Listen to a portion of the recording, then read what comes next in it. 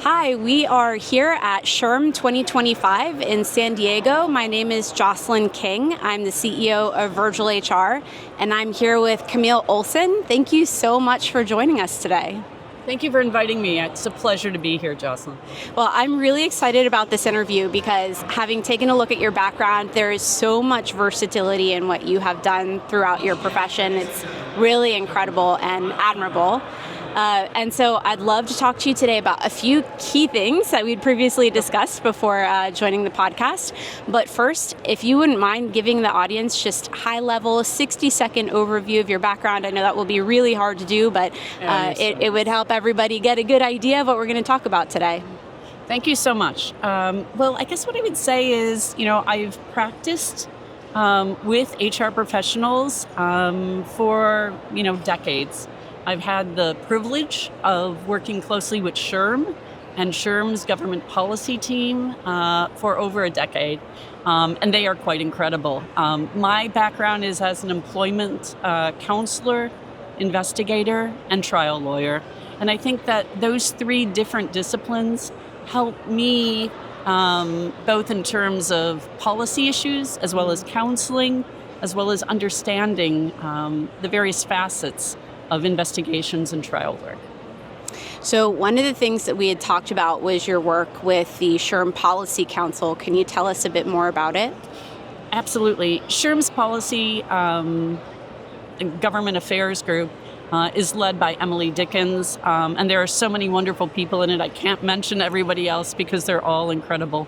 But that work is really leading with human resources in mind. And I would tell you that SHRM's voice makes a difference in Washington and even on the state level in connection with issues because there is such great evidence-based policy making that's coming from SHRM, whether it be on the topic of independent contractors or return to work or inclusive workspaces or how to navigate all the changes in terms of laws and the new administration's policy initiatives.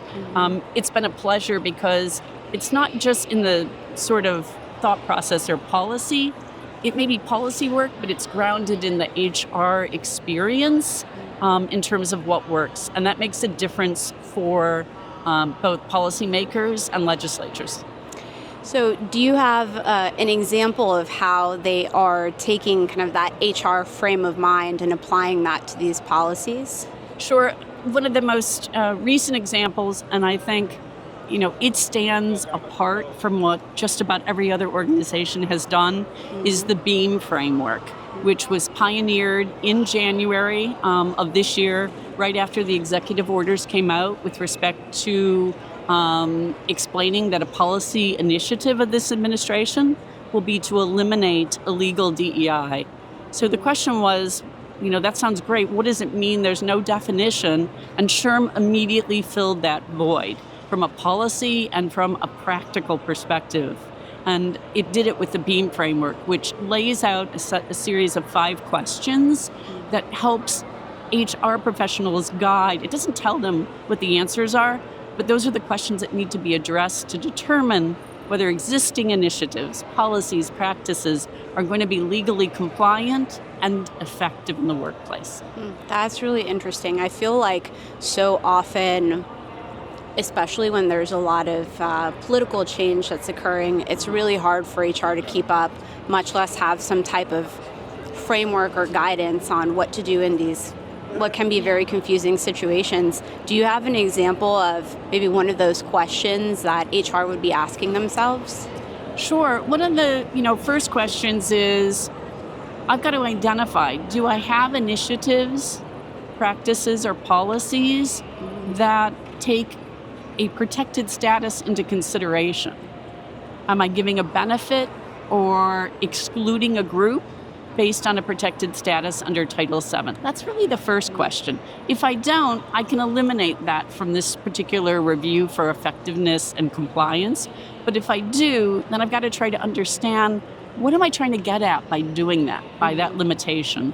Because I shouldn't be using a protected status to make that limitation. What I should be doing is looking at what's the obstacle that I'm trying to overcome? And perhaps I focus on that. And a great example that SHRM has provided to folks is the issue of, you could have a women's only program, but if what you're trying to do is to help eliminate the obstacles that disproportionately impact women in the workplace with respect to caregiving responsibilities, maybe it shouldn't be limited by women. It should be limited by those who have caregiving responsibilities. That means it's open to all, recognizing that issue or that obstacle may be more likely to be borne by women in the workplace.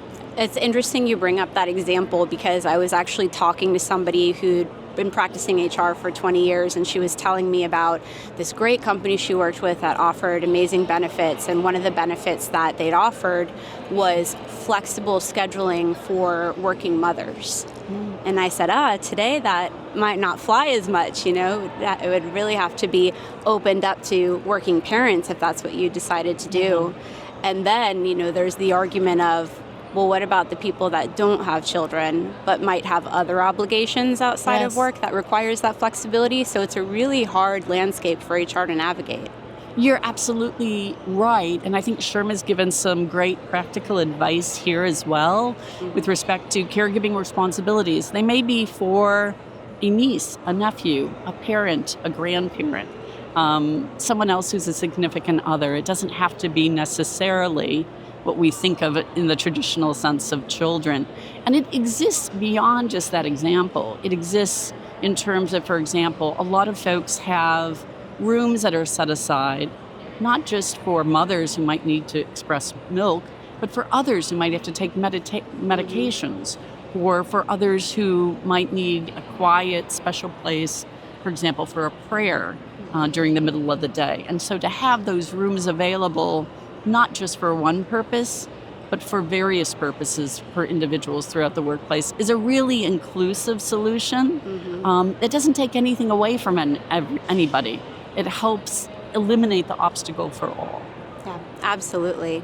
Well, one of the things that you'd mentioned was being a trial lawyer. Yeah. And I find that so fascinating. I'd love to learn a little more about the type of organizations, or maybe it's not organizations that you were representing, perhaps it's employees, Sure.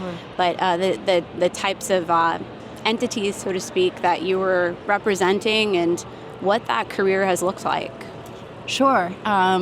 So I represent employers and businesses in connection with both commercial litigation that could be a business-to-business issue, or with respect to issues that relate to usually employees who are raising a concern with respect to a policy or practice, or a hiring, or a more what I would think of enterprise-wide decision.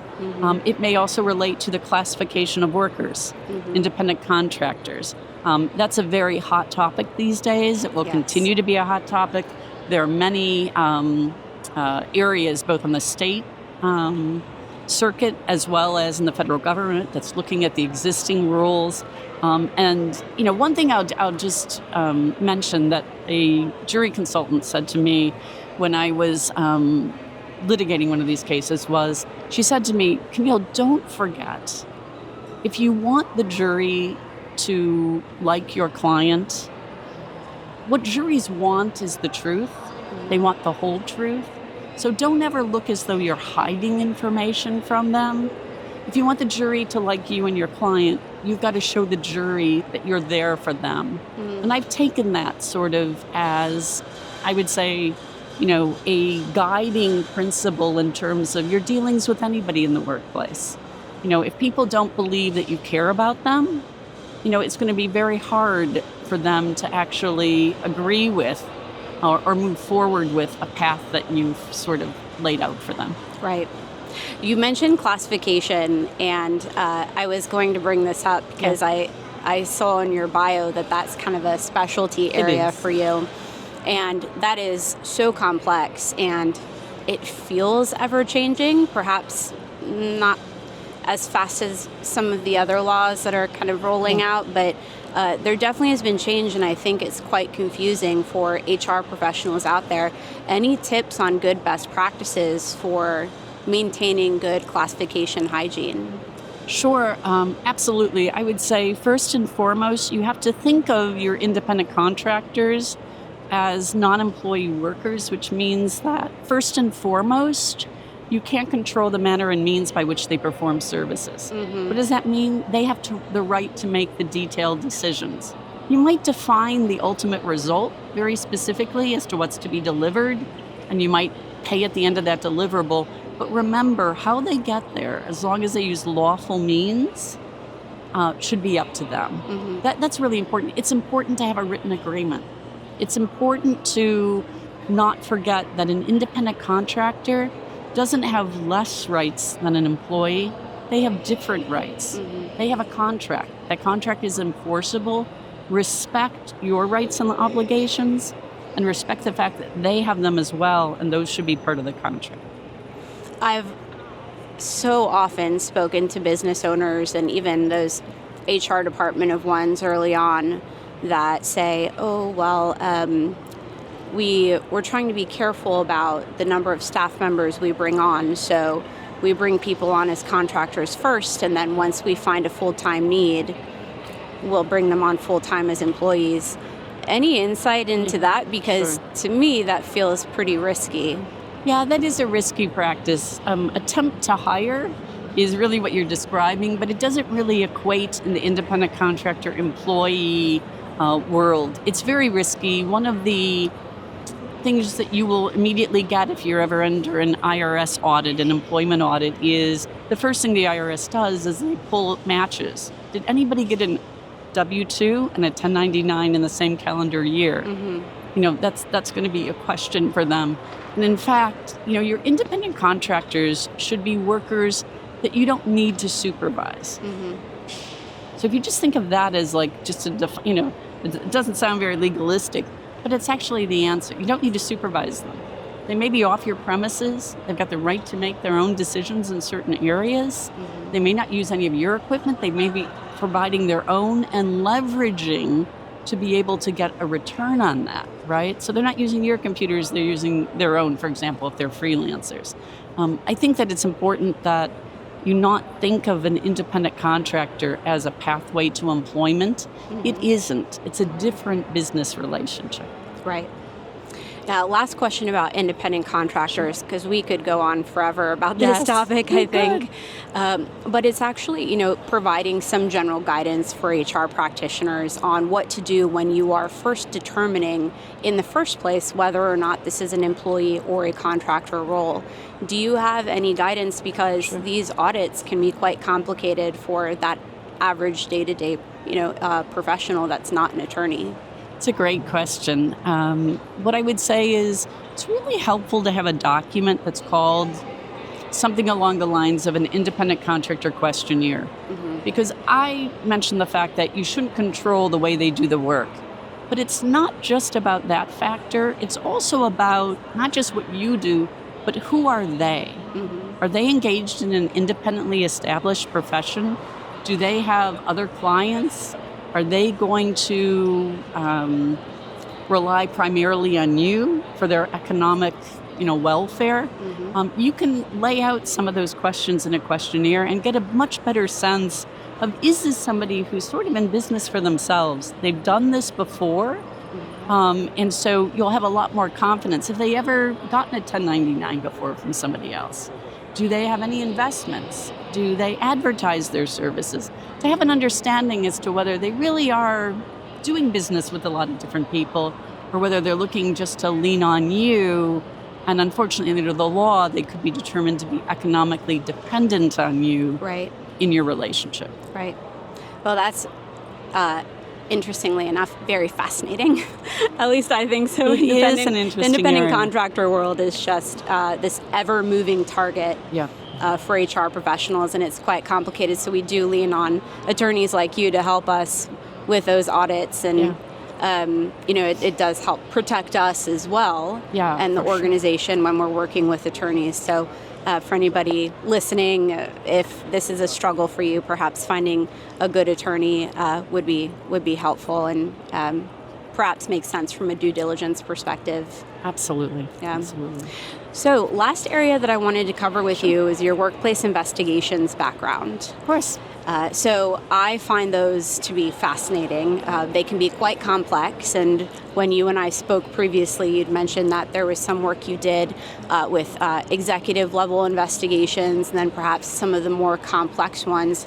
As an HR professional, what should they be doing to mitigate risk in the first place when it comes to investigations that perhaps are related to discrimination in the workplace? It's a great question. And what I would say is it's important. The first thing I always do is say, what are the applicable policies and the applicable practices with respect to investigations? You want consistency. You want answers that are grounded in communicated information to employees. And you want to make sure that you give everybody the same due process. And I use the word due process, although it may not be technically required in a workplace investigation. But just because somebody is, for example, a member of a particular protected status shouldn't mean that they get a different level of review or analysis than somebody else. And that's one of, I think, the learnings that we're taking away and remembering from all of the recent discussions about DEI in the workplace.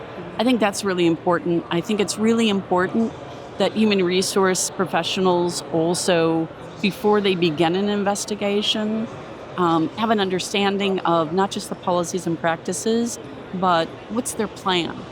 Draft up that plan. And I always say, this is sort of my stage 1 plan. There may be a stage 2, but this is what I know I need right now, and that may evolve.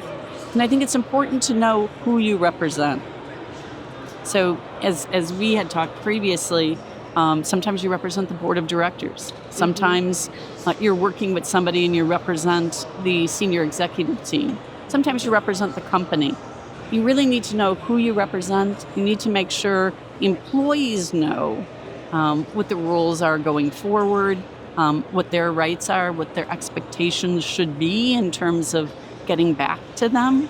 And I always say, remember, you need to approach every investigation as a neutral fact finder. You can't come from a position of having a sort of preset idea because of perhaps prior dealings with the person. And if you find yourself in that position, think about whether you're the right investigator or whether you need to get someone else to help you, either internally or externally. That was going to be my next question is, as an HR professional, when might you recuse yourself from an investigation? Yeah, so there are a couple of, I think of 3 main reasons. One is you don't think that you might be able to be completely neutral as you approach the investigation. The second might be that you don't believe you have the skills that maybe would be necessary for a particular investigation. It involves financial accounting. It involves an area that you really need an expert to help you with, or someone who's done those kind of investigations before. It may be also because there's an issue of power.